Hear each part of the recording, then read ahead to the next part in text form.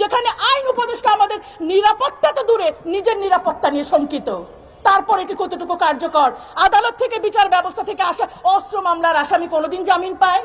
উপদেষ্টা, আমি আপনাকেই প্রশ্ন করছি, যখন পুরো বাংলাদেশ সত্যিকার গুলির মুখে, আমাদের হাদিরা যখন মারা যাচ্ছে, আপনি উপদেষ্টা হয়ে কোন সিনেমা পরিচালকের ভূমিকায় আছেন? নাকি হাদির মতো মাদ্রাসা ব্যাকগ্রাউন্ডে তারা আপনার ছবির হিরো হতে পারে না?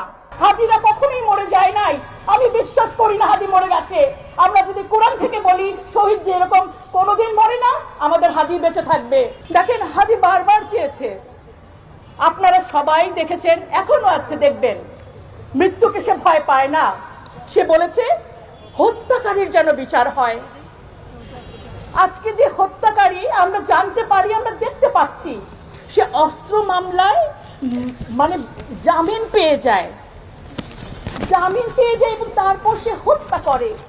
আজকে আমরা হাদিকে নিয়ে কথা বলার জন্য এখানে যদি দাঁড়িয়েছি, এর চেয়েও বড় সত্যি তার স্বপ্নকে নিয়ে কথা বলার জন্য দাঁড়িয়েছি।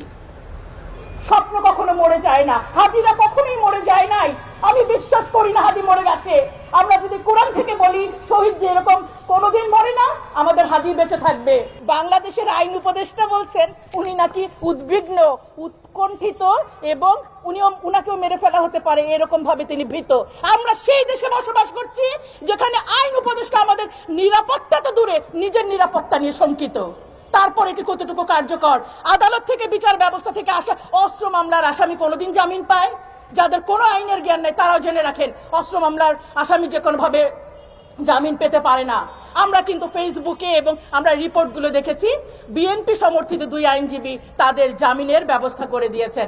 আপনারা আলোচনাগুলো অবশ্যই শুনেছেন।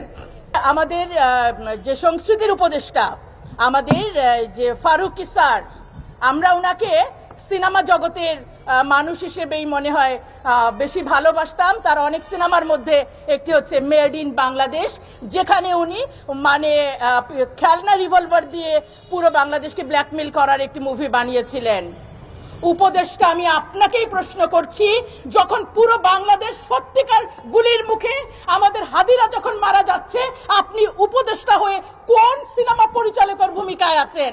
নাকি হাদির মতো মাদ্রাসা ব্যাকগ্রাউন্ডে তারা আপনার ছবির হিরো হতে পারে না? আমি অবশ্যই এই প্রশ্নের জবাব চাই। স্বরাষ্ট্র উপদেষ্টা, উনাকে নিয়ে বলার কোনো ভাষা আমার নাই। তারপরও বলতে চাই, আপনি বিগত স্বরাষ্ট্র উপদেষ্টার ডায়লগগুলো ভুলে যাবেন না।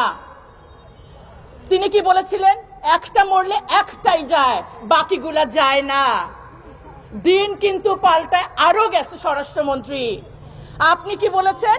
যারা নির্বাচনে দাঁড়াচ্ছে, আপনি কি মানে গুলি বন্দুক তারা ইউজ করতে পারবে? আপনি 16 কোটি মানুষের জন্য 16 কোটি বন্দুক দিয়ে আপনি আপনার সফলতার প্রকাশ করতে চান?